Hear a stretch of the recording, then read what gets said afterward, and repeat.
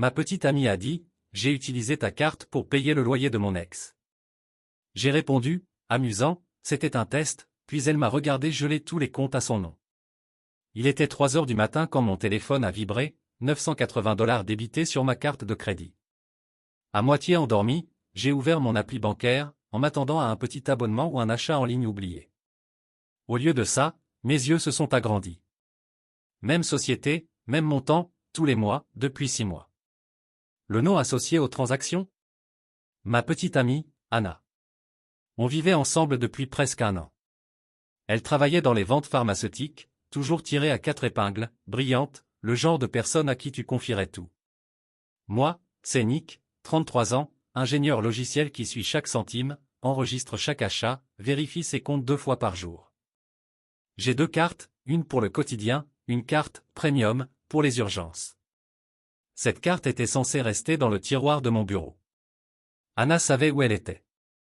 Et, de toute évidence, elle avait la clé. Les prélèvements venaient de River.Point Résidence. Mon estomac s'est noué. J'ai croisé la liste des locataires. Kyle Miller. Son ex. Le musicien, au chômage dont elle se plaignait sans arrêt, qu'elle traitait des immatures. Je ne l'ai pas confronté tout de suite. J'avais besoin de preuves, pas de suppositions. J'ai commencé à creuser discrètement. Anna laissait toujours son ordinateur portable sans surveillance, mais je n'y ai pas touché. Je me suis concentré sur ce que je pouvais consulter légalement, le portail des locataires de River.Point Résidence. Les locataires pouvaient s'y connecter pour payer leur loyer, soumettre des demandes de maintenance, voir leur relevé.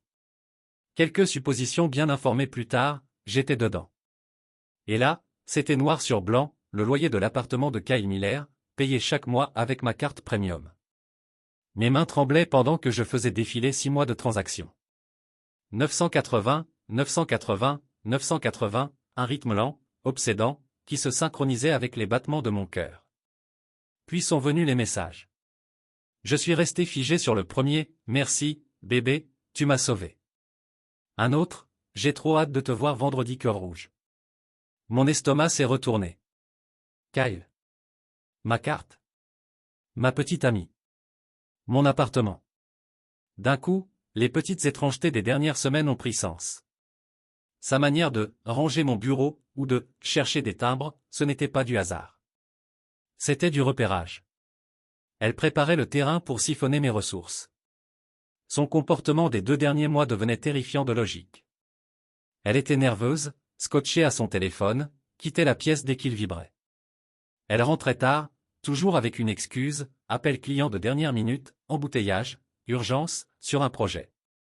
Son ton s'était durci, plus sec, plus impatient, et certaines petites phrases m'avaient fait tiquer. Tu adores payer pour nous deux, avait-elle lancé en riant au resto la semaine dernière alors que je proposais de régler l'addition. J'avais souri, croyant à une blague. Maintenant, ça sonnait sinistre. Pour nous deux, ou pour nous trois. J'ai continué à faire défiler. Les textos de Kyle n'étaient pas juste amicaux, ils étaient affectueux, joueurs, flirtants. Des émojis partout, cœur, baiser, clin d'œil. Une nuit, je suis tombé sur un message de Anna, j'ai trop hâte de te voir, mon amour. Ce soir va être parfait. Je me suis renversé sur ma chaise, essayant de respirer, de calmer la nausée. Mon amour? Ça faisait des mois qu'elle ne m'avait pas appelé comme ça. Des mots qui étaient censés être pour moi. Les trahisons silencieuses s'étaient accumulées, dépenses inexpliquées, excuses vagues, faux oublis. Elle affirmait qu'elle aidait des amis, avançait des factures, envoyait de l'argent pour des urgences. Tout était mensonge. Je comprenais qu'elle s'était construit un récit, une image de petite amie dévouée, tout en envoyant secrètement mon argent à son ex. J'ai tout documenté méticuleusement. Capture d'écran des paiements de loyer. Date, montant, heure. Copie des messages entre elle et Kyle. J'ai même ouvert notre calendrier partagé et surligné tous les vendredis où elle disait être occupée, les mêmes vendredis où le loyer de Kyle était réglé, les mêmes vendredis où leur texto devenait plus chaud, plus intime. Chaque souvenir devenait suspect. Le dîner au resto italien le mois dernier, elle avait prétendu garder de la place pour le dessert, mais maintenant je me rappelais le regard furtif vers son téléphone, les frappes rapides sous la table. Le week-end au lac, elle était distante, distraite, fatiguée du boulot, alors même que le portail de Kyle montrait un paiement juste avant qu'elle n'envoie, j'ai trop hâte de te voir cœur rouge. Je ressentais un mélange de rage et d'incrédulité, mais aussi une froide clarté. J'avais les preuves, les reçus, la chronologie. Je n'en ai parlé à personne, ni à mes parents, ni à mes amis. C'était mon enquête, mes preuves. Je suis resté silencieux tout en observant désormais ses gestes avec un œil neuf, sa façon de manipuler son sac, de supprimer son historique de navigation, de garder son téléphone face contre la table. C'était subtil, calculé, presque cinématographique. J'étais à la fois horrifié et, d'une certaine manière, impressionné par son audace. Pour la première fois en un an de vie commune, je voyais Anna telle qu'elle était vraiment. La Anna que j'aimais, en qui j'avais confiance, avec qui je partageais mon appartement et ma vie, n'existait plus. À sa place, quelqu'un capable de tromperie méticuleuse, de manipulation émotionnelle, de trahison financière. Et plus j'avançais dans mes preuves, plus je comprenais que ce n'était pas une erreur ni un dérapage. C'était un schéma délibéré, répété, maintenu pendant des mois. Je suis resté éveillé cette nuit-là, téléphone en main, cœur battant, les yeux rivés sur le portail. Je n'ai envoyé aucun message, je ne l'ai pas confronté. J'ai laissé les preuves parler d'elles-mêmes. Parce que je n'étais pas seulement en colère. Je calculais. Il me faudrait de la patience, de la précision et une stratégie de sortie. J'obtiendrais des réponses, des aveux, et chaque centime serait justifié. Mais pour l'instant, je restais assis dans le noir, à écouter le bourdonnement de l'ordinateur, le silence de la ville derrière la fenêtre, et la froide réalisation que la personne que j'aimais menait une double vie juste sous mon nez. Ce vendredi-là, j'ai proposé qu'on dîne au Willow, notre endroit habituel près de la fenêtre, avec lumière tamisée et jazz doux. Elle a accepté en souriant, persuadée qu'on passait une soirée normale. Je n'ai rien abordé de frontal. Pas de cris. Pas de coups de poing sur la table. Le calme, je le savais, serait mon meilleur allié. Autour d'assiettes de fétuxine et d'une bouteille de pinot noir qu'on avait déjà partagé des dizaines de fois, j'ai gardé la conversation légère, presque banale. Alors, ai-je dit en faisant tourner le vin dans mon verre, comment va Kyle ces temps-ci? Sa fourchette s'est figée en plein vol. Elle a cligné des yeux, la couleur quittant son visage. Pourquoi tu demandes ça, a-t-elle réussi à dire, en tentant un petit rire. Je me suis adossé au dossier, avec un léger sourire.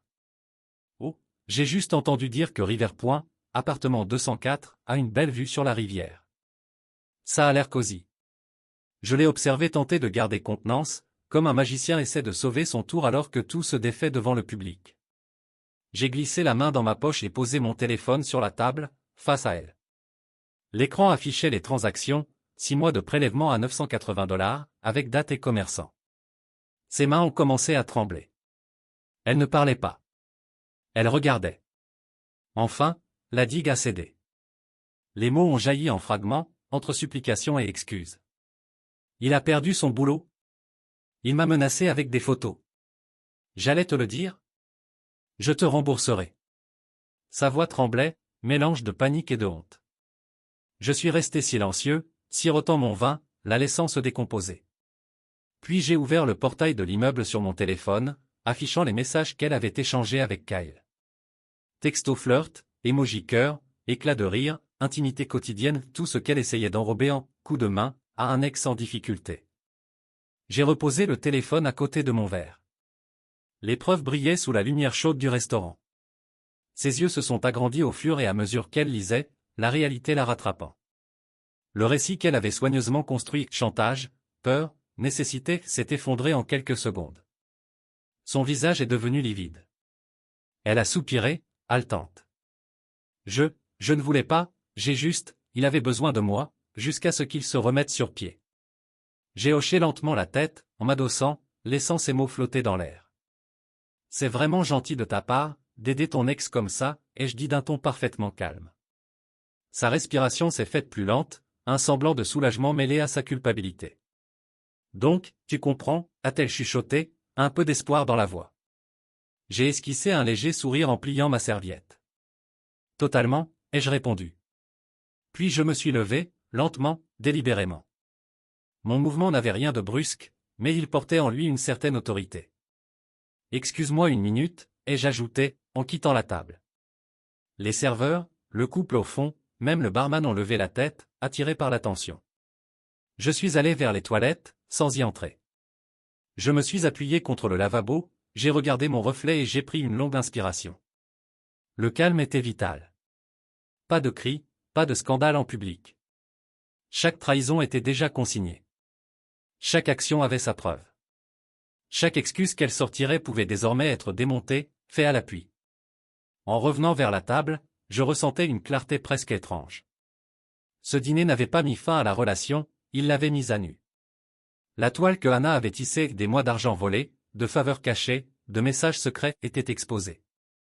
Elle n'avait pas juste menti. Elle avait orchestré une double vie, un récit où elle passait pour dévouée, généreuse, amoureuse. La réalité, elle, était brute, précise, indiscutable. Je posai la main sur le dossier de sa chaise, un geste à la fois familier et maîtrisé. Anna, dis-je doucement, presque comme si on parlait météo, il faut parler de la suite. Elle acquiesça, consciente que la légèreté de la soirée avait glissé vers quelque chose de bien plus sérieux. Pas de colère visible, pas de voix qui monte, juste une résolution tranquille. Elle avait franchi une ligne, et j'avais l'intention d'aller au bout, avec clarté et sang-froid. Pour la première fois, j'ai compris qu'une confrontation pouvait être calme. Que la trahison, quand tu l'affrontes avec méthode, n'a pas besoin de drame pour exploser au grand jour. Et à ce moment précis, je ressentais un mélange étrange de rage, de déception et, plus important, de contrôle. Chaque geste, désormais, serait délibéré, documenté, définitif. Aux toilettes, j'ai pris une grande inspiration, laissant la tension se déposer comme des glaçons au fond d'un verre. Puis j'ai appelé la banque. Calme, méthodique, j'ai signalé les prélèvements de $980 comme fraude. Ils m'ont demandé des détails, dates, commerçants, montants que j'avais soigneusement notés.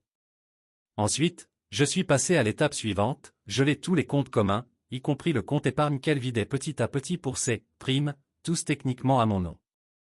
La frontière entre responsabilité personnelle et trahison n'avait jamais été aussi nette. J'ai déposé une plainte à la police, fournissant les relevés bancaires, les captures d'écran du portail de l'immeuble, les copies des messages flirtant entre elle et Kyle. C'était clinique, précis, mon dossier dessinait une chronologie limpide de vol et de tromperie. Quand je suis revenu à la table, Anna était toujours assise là, tordant sa serviette entre ses doigts. « Tout va bien ?» a-t-elle demandé, avec un ton faussement léger, essayant de cacher son inquiétude. « Mieux que jamais », ai-je répondu, d'une voix posée. « Surtout maintenant que tous tes comptes sont gelés. » J'ai observé le changement sur son visage, le sourire qu'elle portait comme une armure s'est effondré en direct. Je pouvais presque entendre les rouages s'emballer dans sa tête, la panique prenant la place de sa confiance.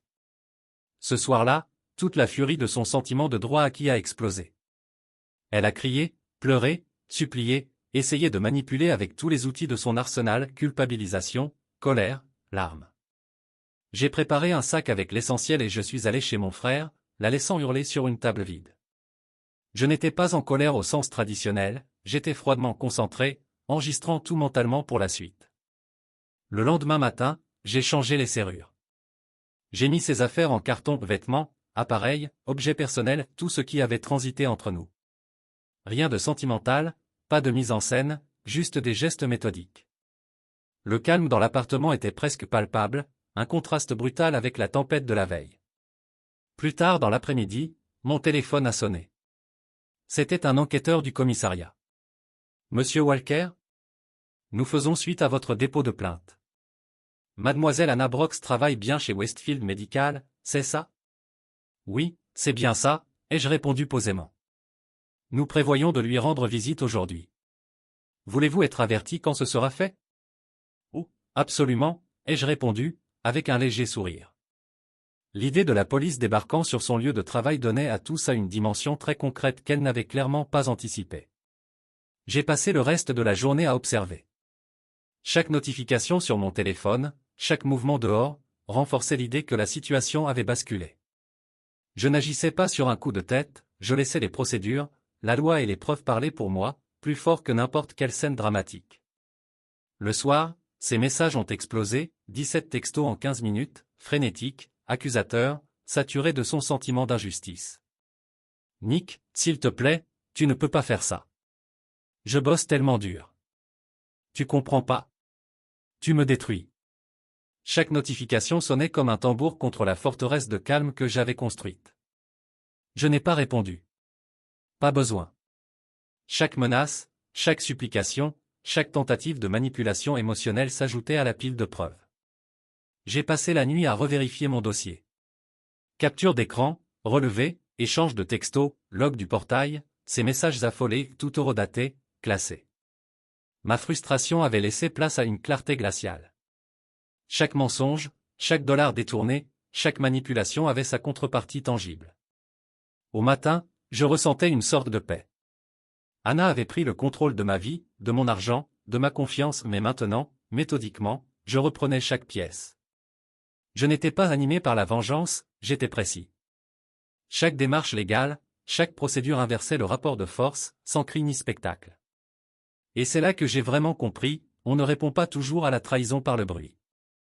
On peut lui opposer la stratégie, le calme et l'épreuve.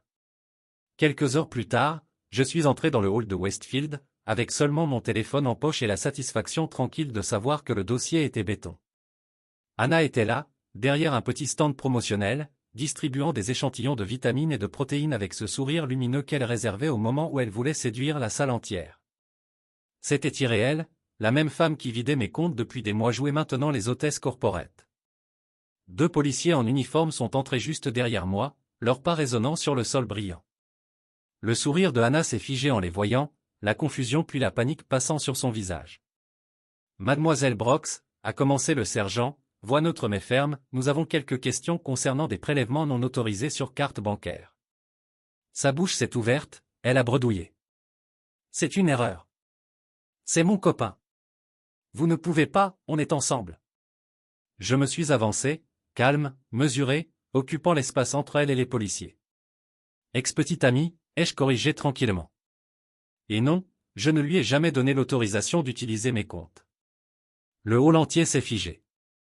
Son kakémono promotionnel a vacillé sous la tension, renversant des balles anti-stress et des échantillons sur le sol. Employés, patients, quelques visiteurs se sont arrêtés, figés, pendant que sa façade soigneusement construite commençait à s'effriter. Les policiers ne l'ont pas menotté sur place inutile mais l'ont escorté hors du hall, une main légère à son coude, tandis qu'elle protestait, mélange d'excuses, de mensonges et d'indignation. Infirmières, patients, curieux la regardaient. Je les ai laissés observer. Le spectacle n'était pas pour moi, c'était juste la conséquence naturelle de ses actes. Le soir, la banque avait déjà annulé toutes les opérations frauduleuses. Les 6 mois de vol, silencieusement ponctionnés, effacés avec quelques signatures et coups de fil. En quelques heures, son entreprise l'avait suspendu, en attendant les résultats de l'enquête, sa réputation professionnelle désormais en équilibre au-dessus du vide. Une semaine plus tard, le bulletin interne de Westfield a circulé. Une phrase, sobre, clinique. Un employé fait actuellement l'objet d'une enquête pour faute financière. Veuillez adresser toute question au service RH. Je l'ai lu avec un sentiment de clôture. Pas de lynchage public, pas de scandale viral, juste les faits, consignés, indiscutables. Ses parents m'ont appelé, la voix tremblante, les larmes au bord du téléphone. Nick, tu as ruiné sa vie, ont-ils répété. J'ai écouté calmement, laissant leurs reproches passer comme un bruit de fond. Dans un autre contexte, j'aurais peut-être crié, argumenté, tenté de me justifier. Là, non. Parce que la vérité était simple, je n'avais rien ruiné. C'est elle. Ses mensonges, ses manipulations, ses vols. Chaque conséquence qu'elle affrontait maintenant était le prolongement naturel de ses choix. Moi, je n'avais fait qu'appuyer sur le bouton « Réalité ». J'ai raccroché, je me suis appuyé au dossier du fauteuil, et pour la première fois depuis des mois, j'ai laissé mon corps se relâcher. L'appartement était silencieux, les nouvelles serrures installées, les cartons partis. Mon argent était en sécurité. Ma vie, intacte. Et le meilleur? C'est le calme, le contrôle et la dignité qui m'avaient porté à travers ce naufrage. Ce soir-là, je me suis versé un whisky, je me suis assis près de la fenêtre et j'ai regardé les lumières de la ville trembler au loin. L'ombre de Anna avait plané sur ma vie pendant des mois, et maintenant, elle n'y était plus. Pas dans un grand fracas ou une scène dramatique, mais grâce à l'inévitable combinaison de preuves, de patience et de loi. Je n'ai pas jubilé. Je n'ai rien posté. Je n'ai pas appelé mes potes. Il n'y avait plus rien à prouver. Tout s'était déjà déroulé assez publiquement pour que la leçon soit gravée en elle. Et en sirotant mon verre, j'ai réalisé une chose essentielle, la paix ne vient pas toujours de la victoire. Parfois, elle vient simplement du fait de s'en sortir avec sa vie, son intégrité, et la certitude d'avoir fait ce qu'il fallait, en laissant la vérité et la justice finir le travail. 3 mois plus tard, le tribunal paraissait plus petit que ce que j'avais imaginé, moins une arène qu'une salle de compte où l'on équilibre pertes et conséquences.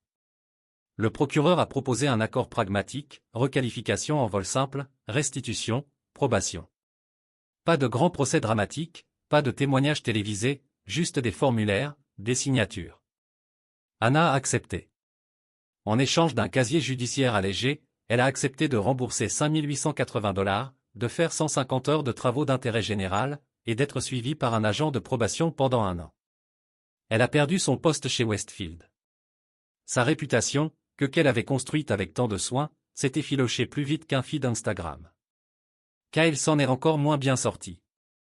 Une fois les loyers coupés, Riverpoint lui a envoyé les petites lettres polies mais urgentes que personne ne veut recevoir. Il a essayé de s'installer chez les parents de Hannah, puis chez un pote, mais les excuses et factures impayées le suivaient comme une ombre. 6 semaines plus tard, il était expulsé. Je l'ai croisé une fois, silhouette fatiguée, presque honteuse, à un coin de rue près de mon café habituel. Il a marmonné quelque chose sur de « mauvaises décisions ». Je n'avais rien à répondre qui aurait pu le réparer. Il avait construit sa chute tout seul. Les gens avaient des opinions. Certains amis m'ont envoyé des messages de soutien, proposé de m'aider avec les frais d'avocat. D'autres ont lâché des jugements à peine voilés, tu n'es pas allé un peu loin? Quelques-uns ont avoué, en privé, qu'ils avaient déjà été dans des situations similaires, mais sans avoir eu le courage de creuser. L'un m'a dit, un peu honteux.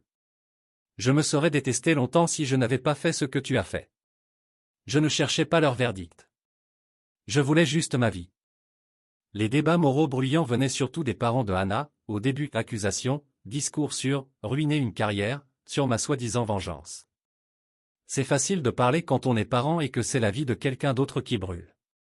Ils voulaient plus que la restitution chiffrée, des excuses publiques, une paix achetée à coups de remords. J'ai refusé de nourrir le spectacle. Les aspects pratiques, eux, avaient quelque chose de satisfaisant dans leur banalité. La banque a remboursé les opérations frauduleuses après enquête. Mes comptes ont été audités, rééquilibrés, rendus à leur ennui confortable de virements automatiques et de salaires mensuels. J'ai changé les serrures, modifié des mots de passe que j'avais laissés traîner, activé la double authentification partout, ce genre d'armure adulte qui paraît ennuyeuse mais qui protège vraiment. J'ai repeint la chambre dans un gris apaisant qui rendait la lumière du matin moins agressive. J'ai acheté une nouvelle literie qui sentait le magasin, pas la lessive de quelqu'un d'autre. J'ai mis ses affaires dans des cartons et les ai fait livrer chez ses parents, un geste neutre, pratique, qui mettait fin à un millier de petites disputes futures. Et j'ai gardé une seule chose, la balle anti-stress verte de son stand Westfield. Elle est posée sur mon bureau, un peu cabossée, légèrement décolorée, bien en vue. C'est le seul souvenir que je me suis autorisé. Quand je la regarde, je ne pense pas à la vengeance comme spectacle. Je pense à la précision. Au long calcul froid de reçu, d'horodatage, et à la manière dont une vie peut être doucement remise sur ses rails quand on insiste sur la vérité. Dormir a été la vraie victoire. Pendant des mois, je me réveillais à des heures absurdes avec ce pic d'angoisse, vérifier les comptes, recompter ce que je ne pouvais plus, détricoter. La première nuit où j'ai dormi sans interruption a été comme un petit jour férié secret. Pas de cauchemar de prélèvements frauduleux. Pas de rêve de portes ouvertes sur des inconnus. Juste la respiration régulière de ma vie qui se réinstalle. Certains m'ont suggéré d'aller raconter ça en ligne, poster des captures d'écran, faire un thread viral.